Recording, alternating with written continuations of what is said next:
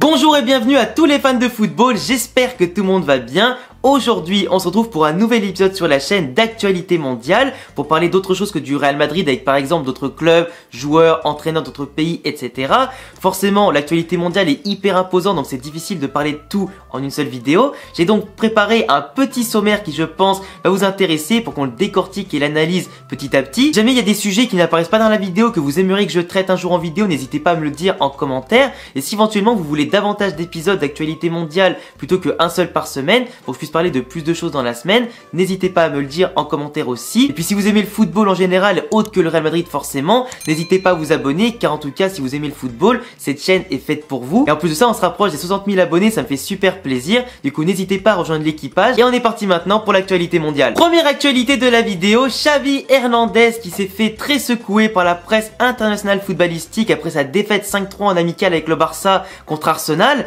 Il a eu un discours plein d'aigreur, plein de seum qui n'est pas digne d'un entraîneur qui entraîne normalement un club de statut mondial, de classe mondiale et en tout cas des meilleurs clubs de l'histoire. Xavi qui a dit qu'il n'était pas surpris du manque d'intensité de ses joueurs qui jouent leur premier match de la pré-saison. Après en plus de ça que leur premier match contre la Juventus 3 jours avant a été annulé parce que le club était en proie à des virus ou du moins la gastro-entérite qui a touché plus de 15 à 17 joueurs de l'effectif qui donc du coup niveau de santé a empêché le match d'avoir lieu. Il était plutôt surpris de manière négative de la part d'Arsenal qui a joué ce match non pas comme un match amical, selon lui, mais comme une finale de Ligue des Champions. Donc forcément c'est un discours tout défaitiste, humiliant limite pour le Xavi Hernandez lui-même qui s'est en tout cas mis la honte tout seul. Dire ça dans un match amical, alors que par exemple si je reviens juste l'année d'avant où le Classico Real Barça en amical gagné 1-0 par le Barça avait été fait lors du premier match amical du Real Madrid parce que le Barça en avait déjà joué 3 ou 4 tu vois. Donc à cette époque là il se plaignait pas que l'adversaire avait moins de matchs joués en termes d'amical que lui et moins de matchs de pré-saison que lui tu vois. Là aujourd'hui dès qu'il perd son premier match en plus de manière assez lourde, même s'il y a eu des choses intéressantes collectivement et individuellement côté Barcelone et que tout n'est pas à jeter bien entendu, il y a quand même des bonnes pistes à explorer pour sa future équipe tout ça et les mises en jambes, mais dire ça contre une équipe qui a mieux joué que toi sans reconnaître leur qualité, le fait qu'ils soient mieux préparés, qu'ils ont peut-être mieux planifié leur pré-saison que toi, qu'ils ont fait des très bonnes prestations etc, je trouve ça quand même un peu dommage tu vois. Remettre toujours la cause sur les autres et non pas sur toi-même, ne jamais se remettre en question et ne jamais accepter la défaite et aussi les bienfaits de l'adversaire, tu vois, de ce qu'ils ont bien réussi par rapport à toi,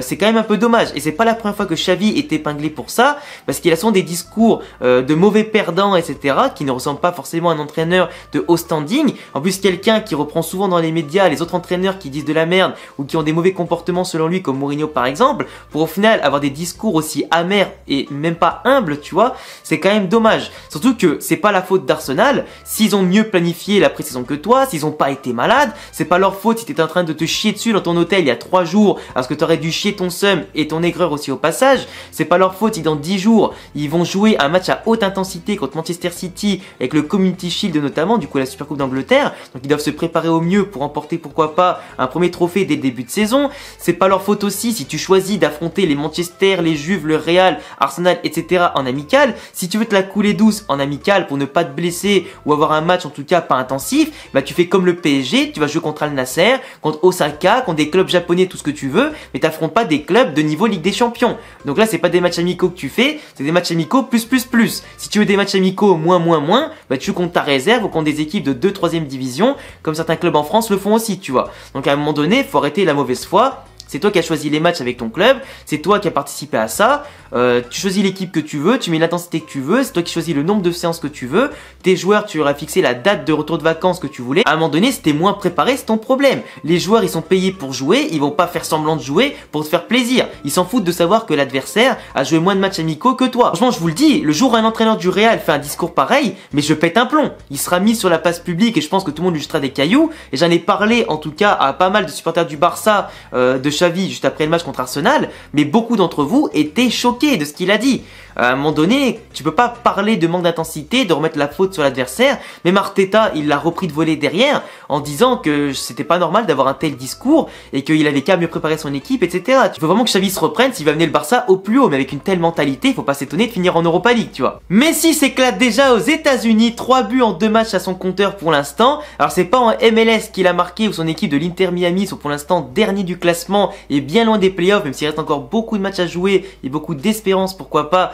pour faire une remontada et gratter les playoffs. Pour l'instant, ils ont commencé des matchs en League Cup, qui est donc du coup une coupe aux États-Unis, avec des phases de groupe avant bien sûr les qualifications pour les phases finales, tout ça. Mais contre Cruz Azul, ils ont remporté le match 2-1 avec un coup franc de Messi au 25 mètres à la 90e minute, du coup dans les arrêts de jeu. Un coup franc au passage, quand on regarde un petit peu les ralentis, où il n'y avait absolument pas faute sur Messi au niveau de la faute, mais globalement, il a quand même transformé ça avec un magnifique tir, et on peut vraiment lui dire bravo parce que marquer dans son premier match en étant en plus en sortie de banc de base, c'est vraiment stylé. Et en plus, ça voit quand même qu'en plus il a pris le brassard de capitaine, il prend déjà de la confiance et tire déjà le groupe vers le haut. Et dans le deuxième match qui a eu lieu quelques jours plus tard contre Atlanta, qui est beaucoup mieux en tout cas classé que en MLS, ils ont remporté le match hyper facilement. 4-0 avec un doublé de Messi, passe décisive aussi en plus au passage de Busquets, qui a fait son premier match et sa première titularisation du côté de l'Inter Miami, en attendant aussi au passage que Jordi Alba les rejoigne et pourquoi pas apparemment Andrés Iniesta et peut-être Luis Suarez. Du coup l'Inter Miami qui va ressembler à une équipe retraitée du FC Barcelone, mais qui commence déjà à remporter des matchs. Ils ont mis fin avec 2 victoires consécutives à une série de base de 11 défaites toutes compètes confondues, donc c'est quand même plutôt bien. Ils sont déjà premiers de leur groupe en League Cup, normalement ils sont déjà quasiment qualifiés pour les phases finales, donc peut-être que Messi, Busquets et toute la clique vont guider l'Inter Miami vers de premiers trophées, du moins le club de Beckham qui cherche un premier trophée avec une vague de transferts qui est quand même très prestigieuse et intéressante. Mais après, quand tu vois les buts de Messi, quand il est parti en profondeur, qu'il tape sur le poteau, ça lui revient, etc., on voit aussi le niveau des défenses qui n'est vraiment pas intéressant et digne aussi d'une telle concurrence, et c'est un petit peu comme les championnats d'Arabie Saoudite, etc., qui auront beau recruter des joueurs globalement, le niveau reste quand même assez faible. Même s'il ne faut pas sous-estimer la performance par exemple de Ronaldo en Arabie Saoudite ou pourquoi pas de Messi en MLS, chacun a bien mérité cette pré-retraite entre guillemets, et donc qu'ils puissent se régaler en mettant des buts et des passes D, c'est avant tout le minimum et surtout tant mieux pour eux. Donc à voir maintenant si Messi etc. vont pouvoir monter l'Inter Miami dans les playoffs au niveau de la MLS et justement jouer ces playoffs pour pourquoi pas remporter le titre en plus de la League Cup qui sera très disputée je pense, on verra bien. Benzema se régale aussi de son côté en Arabie Saoudite avec déjà un but et une passe D pour son premier match et sa première titularisation du côté d'Al Ittihad, en tout cas le club qui a affronté l'Espérance Tunis pour une victoire 2-1. Benzema qui a régalé son coéquipier Hamdallah avec un beau centre transformé par la tête en tout cas de son coéquipier, et derrière Benzema qui nous met un chef-d'œuvre, un véritable missile de l'extérieur de la surface avec un enroulé pied droit en se mettant justement depuis le côté gauche qui a fini dans la lucarne opposée du gardien de l'Espérance de Tunis. Benzema qui va laisser beaucoup de regrets je pense à tous les supporters de ce joueur là, du Real Madrid, de l'équipe de France, tout ça, parce qu'à son âge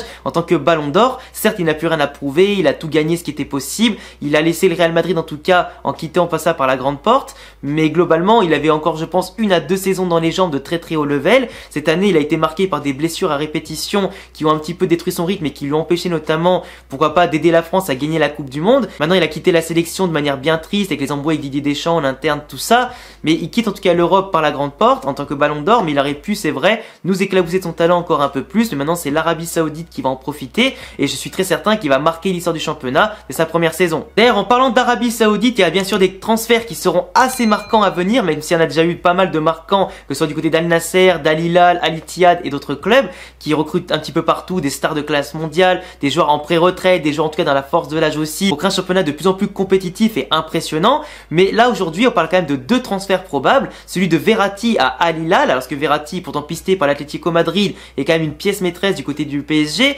le PSG qui aura je pense bien du mal à remplacer Verratti de manière technique et surtout en termes tactiques, parce que Verratti on peut dire quand même tout ce qu'on veut, même s'il a été souvent blessé, qu'il a souvent déçu, qu'il a pas la meilleure hygiène de vie en fumant, en sortant beaucoup, en buvant beaucoup d'alcool, tout ça, c'est quand même un des meilleurs joueurs de l'RQSI, c'est un des joueurs qui certes a fait des fois quelques boulettes, quelques frayeurs par son jeu un peu dangereux devant sa surface etc en tant que numéro 6 et etc en tant que sentinelle, mais c'est un joueur extrêmement talentueux qui aurait pu faire bien plus avec davantage de motivation et une meilleure hygiène de vie, mais globalement Luis Enrique en aurait quand même bien eu besoin pour sa capacité à conserver le ballon, à proposer du jeu etc, et ça va être très difficile de le remplacer poste pour poste avec des joueurs au profil similaire ou complémentaire, et globalement le voir partir en Arabie Saoudite pour une grosse somme d'argent bien entendu serait quand même un petit peu dommage, parce que je pense qu'il a encore des choses à donner au niveau européen, même s'il a beaucoup déçu, c'est quand même un grand talent, et pour moi partir en Arabie Saoudite tout de suite, ben c'est pas forcément du gâchis parce qu'il va porter du talent là-bas, mais globalement on s'attendait à mieux quand même pour un joueur aussi talentueux. Et de l'autre côté on a aussi le transfert probable de Sadio Mané qui partirait du Bayern pour rejoindre l'Al Nasser de Cristiano Ronaldo, qui ferait du coup un effectif totalement monstrueux, qui du coup ne donnerait aucune excuse à Cristiano et les autres de ne pas remporter le championnat d'Arabie Saoudite et éventuellement tous les trophées qui sont mis en tout cas sous leur nez. Mais c'est clair que si Mané part là-bas, on pourra dire que Mané, depuis son départ de Liverpool, c'est un flop monumental. Au Bayern, il aura floppé. Malheureusement, il n'aura pas eu la fin de carrière entre guillemets au niveau européen qu'on lui prédisait, parce que de base il se battait pour les ballons d'or et finalement il va repartir dans l'anonymat quasiment le plus total, même s'il va apporter sa classe, son aura, sa réputation et son talent là-bas avec du coup Cristiano Ronaldo, tout ça.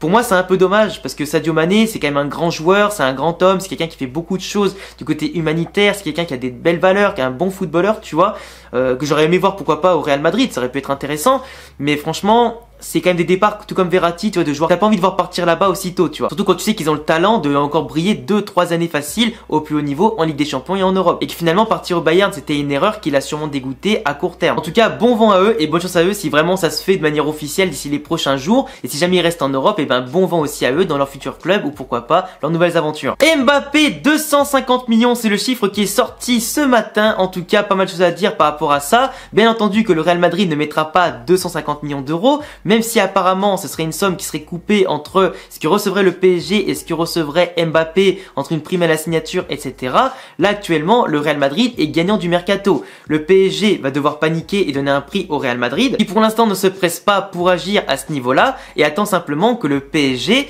panique de plus en plus en voyant la date fatidique du 31 août et la fin du mercato arriver. Ils devront paradoxalement baisser le prix, en tout cas de Mbappé, pour s'en débarrasser, pour ne pas se retrouver avec un problème sur les bras, de ne pas pouvoir le vendre l'année prochaine, ne pas récupérer des indemnités de transfert, ne pas avoir des liquidités pour le remplacer. Là actuellement ils cherchent des joueurs pour justement préparer l'après Mbappé, mais ils peuvent pas trop investir non plus tant que justement ils sont pas débarrassés du salaire et de l'indemnité de transfert de Kylian Mbappé. Donc pour l'instant le Real Madrid est gagnant, ils ont plus qu'à attendre que le PSG baisse son prix à 150, 120, etc. avant d'agir, car là c'est une course contre la montre pour le PSG, mais une bataille du juste prix pour le Real Madrid. Donc pour moi 250 millions d'euros, pour l'instant c'est mort, à voir ce qui se passera d'ici la fin du mercato, car pour l'instant le Real Madrid réussit bien sa préparation et en tout cas a de bons espoirs aussi de faire une très belle saison avec le groupe qu'ils ont actuellement pour cette saison. Donc le temps donnera raison plutôt au Real Madrid qu'au Paris Saint-Germain, à voir pour combien exactement Kylian va partir, mais si je peux mouiller un petit peu, je planifierais plutôt une somme de transfert entre 120 et 140 millions d'euros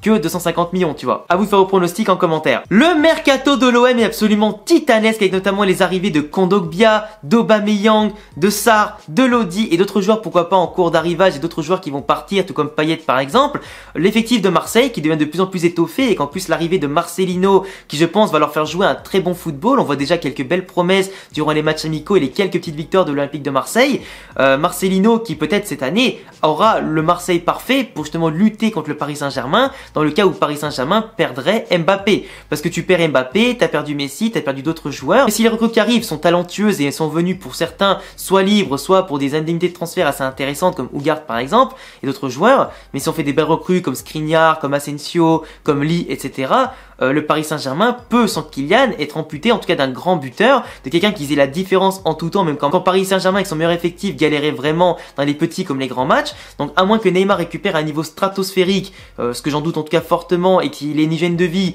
qui l'empêche d'être blessé, en tout cas une malchance aussi qui l'empêche d'être blessé toute la saison, je pense que cette année, que ce soit l'Olympique Lyonnais, Marseille ou d'autres concurrents comme Lens ou quoi,